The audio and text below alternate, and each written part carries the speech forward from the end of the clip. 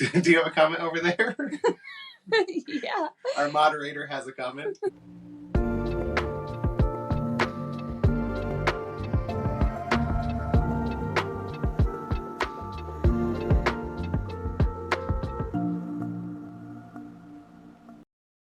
Hello and welcome back to Randomly Generated Conversations. We took a little break last week. I was sick and I figured you probably didn't want me on here coughing and with a voice like this or however it is. The week before that as well, we were kind of easing into that. We had a lot going, so we only did one episode that week. But now we're back. Hopefully we're back to regular schedule again. We have some potential guests coming up over the next few episodes as well, so that should be fun. All right. You ready? Yep. You ready for this? Yes. Okay. The first topic is ancient underwater cities. Atlantis? So that's the one that I was trying to think right now as I read that. Are there any other underwater cities? There are. That I know of? I don't know. Are there any? I think there are. I'm only familiar with Atlantis, though. Same here. The lost city of Atlantis. That a lot of people, they're like, oh, it's a lost city. And then all of a sudden they make movies where, oh, we found Atlantis. Then why not tell us? Like, seriously. Go out of the TV. Just tell us exactly where Atlantis is. We won't steal anything, we promise. Can you say, come out of the TV and tell us? Yeah. Well, I'm sorry to break it to you, but sometimes movies are a thing called fiction, which means they're not real. So a lot of these movies about Atlantis, sorry to break it to you guys as well, are not real. So my life's a lie? But does that mean Atlantis is not real? What are your takes on Atlantis? So suppose it was a city, some say it was a very advanced city, others say they had superior medicine. So there's all these things about this city, and then it just disappeared. Yeah. Right? And people assume it's underwater. What are your thoughts on it actually existing? I definitely think Atlantis exists. Okay. Exists or existed? I guess that's the next part I'll let you elaborate on. I could say existed and exists because I feel like there's still remnants, but I don't feel like the entire city's still there. I feel like due to time and stuff with water, I feel like the city might have rotted and broken down.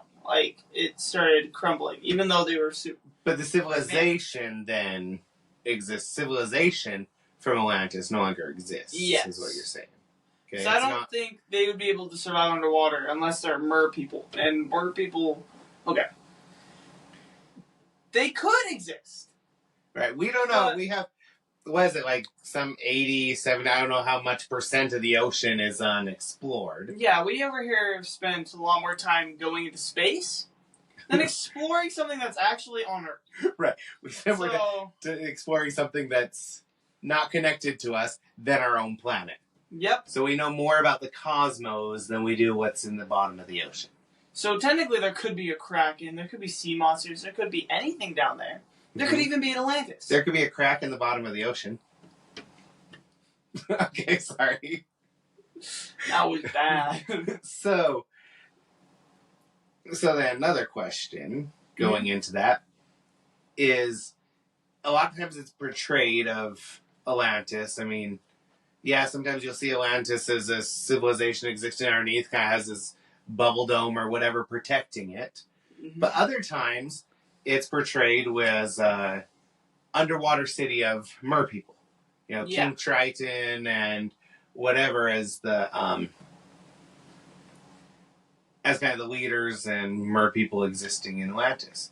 So in that portion, it almost makes it seem like Atlantis existed and originated under the water. Yeah. So is that the case? Or was it on land prior and then sunk into the water?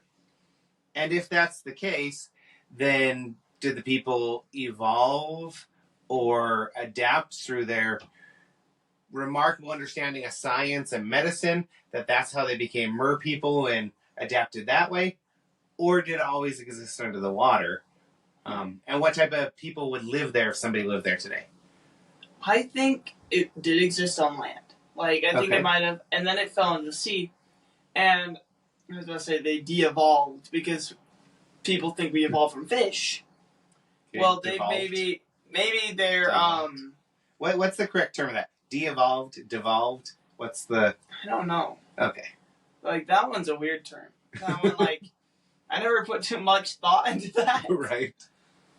But yeah, I think it lived, like, it was on land, probably sunk, and then they had just their primitive instincts kicked in. They're like, we're gonna go back to these ways because we no longer can live on land with our great stuff. Right. And so, if they were technologically advanced, I would think they would also go and try to figure out a way to live under the water. Okay. Maybe they knew a way to capture more oxygen than we can in an oxygen tank. So, like, they could be in scuba suits and still be living under the water right now. Okay, but wouldn't they need a way to refill the oxygen? Or do you think they have a way to kind of filter the water and take the oxygen out of the water to be able to breathe without needing extra oxygen containers then? I think that last part where, like, they're able to filter the oxygen. Okay. Then again, a lot of hydrogen would be around, and that would cause a couple different problems. But maybe those go up as, like, bubbles out of the water then. That's the reason why you can't explain some of the bubbles in the water. Because sometimes we can't explain the bubbles in a water, right? You're in the swimming pool and you just can't explain the bubbles. It was Atlantis, I swear.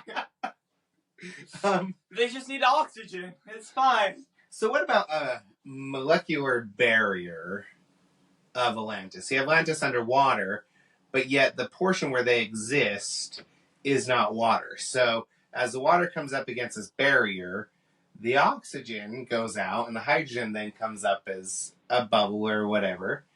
But it kind of works as a filter to take the oxygen out of the water in this molecular barrier. And so therefore they exist there and they have oxygen and everything. And if it can then protect against the water and they have growing plants and everything, they also have another renewable source of oxygen. Because if they didn't have something to absorb their carbon dioxide or whatever it is that they're exhaling, it's not carbon dioxide, is it? It's whatever it is we exhale. It is carbon dioxide. And so exhale CO2. We exhale that, and instead of having to build up there, they have plants and everything, even if it's like kelp, but a kelp that gets nutrients from maybe underneath from the water and everything, but then comes up and it absorbs that and another source of oxygen. I mean, they're thinking that they can create kind of this ecosystem on Mars. Yeah. Right? So that by introducing plants and maybe starting in some type of dome, that they can start creating an oxygen situation there and a livable area. So why couldn't that be possible under the water if they're as technologically advanced as we believe they are? I don't know. I was also thinking about something that just came to my mind. What if Atlantis was on Mars? And that's the reason why there's no longer water and stuff. Because they were using all their resources because they were technologically advanced. They're using all the resources from this dying planet, basically. And so that's why Mars ended up like this. So the people no longer exist on there, or they found a way to get to Earth, and they're just living amongst us now. Like, they were the early settlers. If you're from Atlantis, let us know. Or maybe Mars was Atlantis, right? Yeah, that's what I'm thinking. And now the civilization of Mars got destroyed and everything, so... Yeah, I don't know. It was like... Do you have a comment over there? Yeah. Our moderator has a comment. What if we are Atlantis? And the atmosphere, whatever, is the ocean.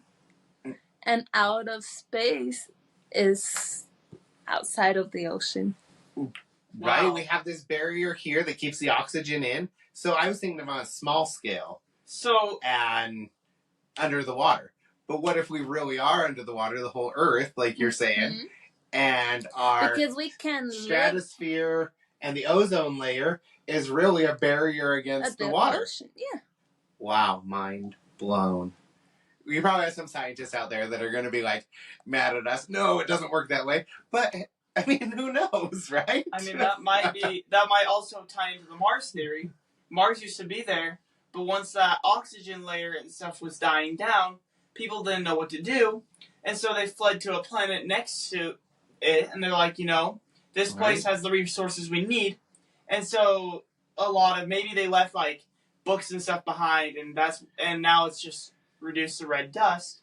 So now they left books behind, and so they don't have all the technology, and so they're currently trying to build back up the technology that they lost. But then how does that fall into the theory of Pangea, right? Like a lot of people, that's one of their proofs of Atlantis existing, is that when you put the puzzle pieces of Pangea back together, there's a missing portion of it. And again, some people will believe that that is Atlantis. Or it could have been where the like I was saying, the ship could have crashed and done something there. I think it was Scrat that did that. That makes sense. It sounds like something Scrat would do. So Scrat, Ice Age. Yep. Right? The squirrel was constantly like destroying worlds, and I mean, it looks end up getting. I think in one of them, he's the one that actually caused the separation of it, right? So, so maybe he was the reason for the destruction of Atlantis too, right? Maybe. Okay, so I'm gonna shift back to mer people in Atlantis instead of this civilization under the water, which is completely feasible. We should go create that. You want to come live with us under the water? Help us figure out how to have a molecular barrier to separate the oxygen and everything. But mer people, okay? Mm-hmm. Do they exist? In your opinion, again, we have this 70, 80s, whatever it is, % of the ocean that hasn't been explored. Could they exist? And would they look like they're depicted in, I'll say, like Disney style animation, or like what we have today? Or would they look more like they were depicted in mythological drawings? Again, and if they didn't exist, then tell me, why did they exist, or why are there mythological records dating back thousands of years of pictures or tales of mermaids? I think they exist. Like, I think we don't even know a lot of the creatures that are down the sea. Uh-huh. So, I wish I could, like, find an unknown creature and name it, like, off of myself or something like that. Because... Okay, that'd be a weird name for a creature. No. Off of myself. No. But, like, not, like, my full name. But, like, a different way of... Right, so if you, like, found a fish and you named it Bass. Yeah. No. I mean, there are fish named Bass. Right. But if I were to name it, like... Chin? A bastion fish. Yes. Bastion fish. Yes, a bastion fish. That's the scientific name. Okay. A fish, and that's basically the name of it. It's just a fish. Okay. So the scientific name is bastion fish, and the actual name is a fish. So it's like A-F-I... Right, that'd be very confusing. C-H-E-W-X-Z. And especially if it didn't have the characteristics of an actual fish. And so you're like, this is a fish, and this is a fish. Right? As you see in these two different drawings, this is a fish, and this is a fish. They're two different things, but they both live in the same place. Why did you call it that way? I don't know, some kid named Bastion decided that that's what it's going to be called. I think if they did exist, they don't exist how they're depicted today. Yeah. Right? I can't stay in the water more than 10 minutes without turning into a prune. So to think that they're going to have this nice, luscious skin. That's not going to work, right? They're going to look like a shriveled up prune. Right. It's a prune with a fishtail. But supposedly the reason we do that is because it allows the grip and everything better under the water. So if these people are, or mer people, want to be inclusive, so if these mer people are existent under the water, yeah, then I think they would be somewhat scaly and pruny. Or have this, yes, this pruny, this, they wouldn't be beautiful in the sense of what we think of beauty, but they might be beautiful in the sense of like a blobfish, right? Yeah. So to a blobfish, another blobfish is beautiful. Yeah. And so to a mer person, they would see an mer person as beautiful. And we're probably extremely ugly to them. We over here. Look at those hairy things. Why do they have hairs on their head and everything? They don't have prunes like we do? Oh my gosh. They're accept you, an atrocity. They'd accept you. Because you said, look at those things with hairs on their head. Oh yeah, I'd be fine because I don't have that. No, but I think you're onto something there. I think they'd be depicted more as sirens, though. Like, not like... Right, that's... Like the depiction of, like, a siren where they're, like, the ugliest looking things, but, like, they make themselves look like something else. Right, with their voice and everything else, they can attract the sailors that's to their doom or whatever. But I don't think they would look a lot like us, even if they had some of personal characteristics. If you think of how we evolve and adapt over time, I mean, whether certain individuals would grow taller based off the region in which they live, and so you go through this evolution or this adaptation. Even if they started on land and somehow adapted to water, which I don't understand how that could happen, but that's not saying it can't. I mean, we have a platypus that lays eggs and is semi-aquatic, right? Yeah. And sweats milk. So the fact that that exists tells us, somebody might be able to evolve. But I think their hands would be more webbed. To be able to swim faster, that's a natural evolution trait. And then the pruniness and everything to be able to grip things under the water. I think they will look completely different, even from these interesting images we see back from thousands of years ago of what they depicted them as. But why do you think, if they don't exist, why do you think that there's been a belief in them for many years? And part of it could, in my opinion, part of it could be they needed something to explain sailors being lost at sea. Right? I mean, yeah, that would make and sense. So they would make up the stories of sirens and everything else. But there has to be based off of something that has been seen, or the tale, even if it's, oh, well, that's what my grandfather told me, and and his grandfather, and his grandfather, and his grandfather, and it just passed down.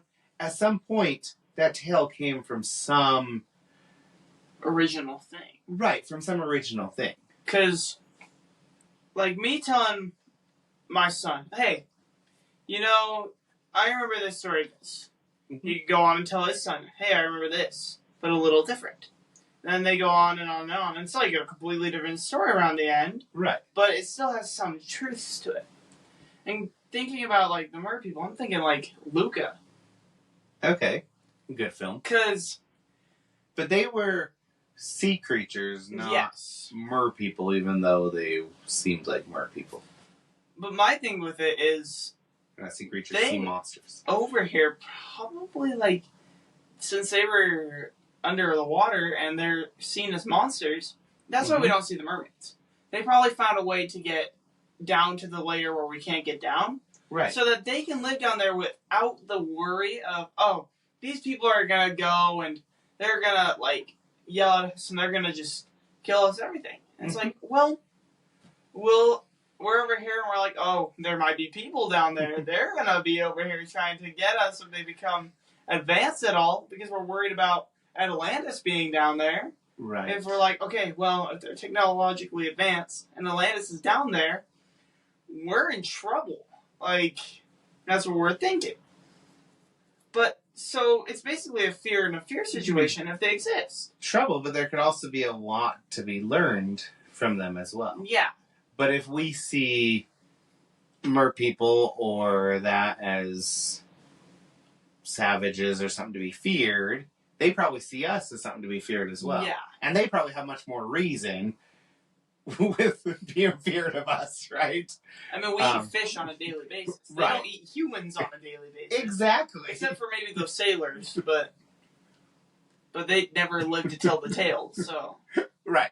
Okay, oh yeah, because going back to the siren, right? Yep. Okay. But, like, I don't think they would eat human. We eat fish. No? It's true. Fish is delicious. So they're over here, they're like, some could be watching us, and they're like, oh, goodness, they eat they eat our kind. What savages? And then we're over here, and we're like, delicious fish. We're not even caring what they think. That's true. Next time you eat a fish, just remember, more people are gonna be over here getting a little angry at you. But I still love fish, so I don't care. I think we've kind of beat this fish to death, so let's go on to the next one. Okay, so AI. Do you embrace it or do you avoid it? I have my thoughts on here, but I'll let you start. Should we, as a society, embrace it or avoid it?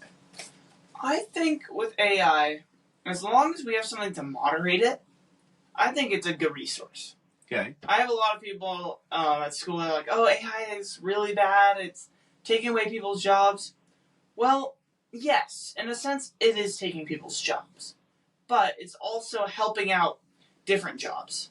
Mm-hmm. Like, you're not over here seeing a lot of games being developed by AI entirely. Right. They may get some ideas through AI, or they might get some ideas through, like, coding and stuff like that they need. They're not going to make it 100%. AI is artificial intelligence, so stuff that can think for itself. I figure, Like- I just said AI, figure definition for anybody who, I mean, I think everybody nowadays knows what AI is. But in case somebody didn't, artificial intelligence. Okay, continue. Artificial intelligence. I think when I hear the argument that it's taken away jobs or has the potential to take away jobs, Yeah. I've always been told or heard that when one door closes, another door opens. Right? So even though it may take away certain jobs, it doesn't mean that other jobs are not going to come up and take the place. Yeah. Throughout history, there's been advancements in technology that has been the worry that's going to take away jobs. Right? And has it? Well, some has, but then it's also created other jobs in other areas. And so there's been a shift. I mean, we're not all out there, as blacksmiths and farmers and everything nowadays. There's a lot more technology that, yes, there's still farmers out there. Yes, there's still Some blacksmiths. But a lot of stuff is made in factories. And so those factories now employ people, and the people work on whether it's maintaining the machine, making sure things are going through, quality control. Because a machine still can't do that great of a quality control job. Yeah. And so then the fear was, well, it's going to take away jobs. Well, it created other jobs. And even as some of those processes get more automated, there's still other jobs for those people to take up. So I feel that embracing AI is a good thing. I think a lot of the jobs that it's going to replace will just shift to another area and possibly an even greater or more fulfilling job. And yes, stuff like data entry, right? Some people are really good at it. I enjoy data entry. But if it can do that much more efficient than I can, which right now the efficiency is, I mean, if you've ever seen it try to draw hands, we know the efficiency of AI. Or claymation. Or claymation, that's a scary one. But as it could take up some of that, then these people who are adept at that can work on data entry for the AI systems or in other areas, right? And so I'm not too worried because throughout history there's always been some technology advancing and change things. I mean, we don't have, knights guarding our castles anymore. We don't have the job of someone shoveling the horse dung. I mean, yes, in a parade, you have the guy going behind shoveling the horse dung, right? Or having to clean out the chamber pots. Yeah. Now we have a sewage system that automates all that, and that person no longer has to deal with that. If you think about the job that a tanner used to have working with leather, and without going into too gruesome detail, but they used to cure that leather with urine. And so he used to have to deal with basically human excrement on a regular basis. And I don't think there's a big complaint when there was better ways of curing the leather than that. If it wasn't cured, there was urine. You were in trouble. You're in trouble. Right? No, so I don't worry because I think progress is progress. Yeah. I don't think AI is anywhere near taking over the world. But if it is, I'd rather be on its side than against it. Yeah. Right? Or have my hands redrawn as AI hands. With AI though, something that I've been thinking about is how, because a lot of people are like, oh, AI, like how you're saying, we shouldn't be like really afraid of it, right? Like taking jobs. But I still have people that are super afraid. They're like, oh, it's just gonna take it over everything, and I'm like, well, technically, it's man-made. Mm-hmm. And you may think your Siri or Alexa, whatever your phone has, you would think, oh, these things know everything. And that's also man-made. Right. So, like, we over here, my teacher has said, Siri has an IQ of -1. It takes information from other people that people have made. Exactly. And used it. So that's kind of what AI is. It's man-made, and it doesn't take information, like, from other stuff fully. Mm-hmm. But it uses ideas from different things to give you an idea of what to do. Right. It compiles. So what could take someone a long time researching a whole bunch of different styles, it compiles it into one. Yeah. To your point, when we ask Alexa a question, it's always according to an Alexa contributor. So it's getting its information from an actual person. Yeah, and if it says like a website, it's like, okay, the website was made by a person. And it's like, well, if you could tie basically anything back to man-made, except for like a lot of the food and stuff. Not food, but like initial crops. If like people weren't planting them. But most crops nowadays are not the original version of the crop. Yeah. So many have already been hybrid crops up to the plants that we know today. From what I've heard, even the banana that we know today tastes nothing like what the original banana tasted like. Yeah, so even the crops we've man-made or man-altered. I feel like a lot of the stuff nowadays, like food-wise or stuff that we thought, and like sheeps and cows and stuff like that. Not exactly man-made, but man-altered. I mean, great example, dogs. Mm-hmm. If you look at the early ages of dog, it's wolf. Like, oh, there's scary wolves out there, be careful. There still is, yes. Right. But from what I've thought, and I think happened, was the wolves needed, like, help at some point they weren't going to be able to hunt anymore because the humans have taken most of their resources. And so they basically went to the humans and, like, were trying to attack them, but they were trying to help them out. Like, the humans trying to give them some food, so maybe over time they started relying on humans.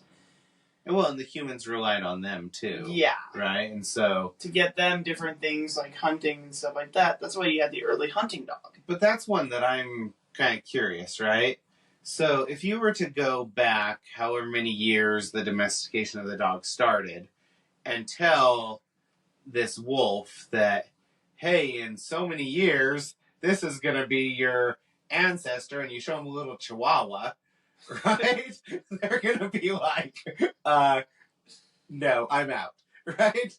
Domestication, not for me. But we took a mighty wolf and made it into a chihuahua. This could be you in the future. Right?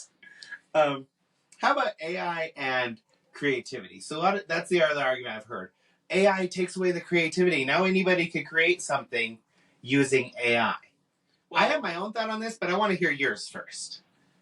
Well, why not everybody create their own creativity using AI? Well, but then it wouldn't be your creativity, it's the AI's creativity. Is what they're creating it the idea off for it. of the AI. Okay. Because my thing is, yes, AI has its own creativity, can do whatever it wants, but sometimes, so there's a text like art generator. Okay. It's your creativity. You're just putting it into the AI to draw it for it. Okay. You over here, okay, I want to see a cat with dragon wings and bug eyes and maybe some dog ears. It's just you put that into... That's my next prompt. You just put that... drawing competition.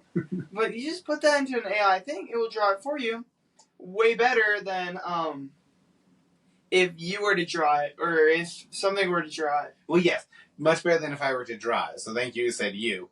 An artist couldn't do that. Yes. But I don't have access to an artist 24/7, and if I want to have an image of something to use for something or a reference point, instead of going out there and trying to find an artist, hey, can anybody draw this for me? And it's probably going to take time.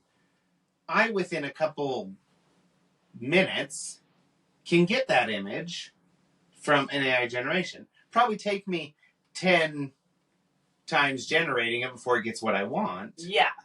But I can get it there. And it's based off something that I visualized in my head.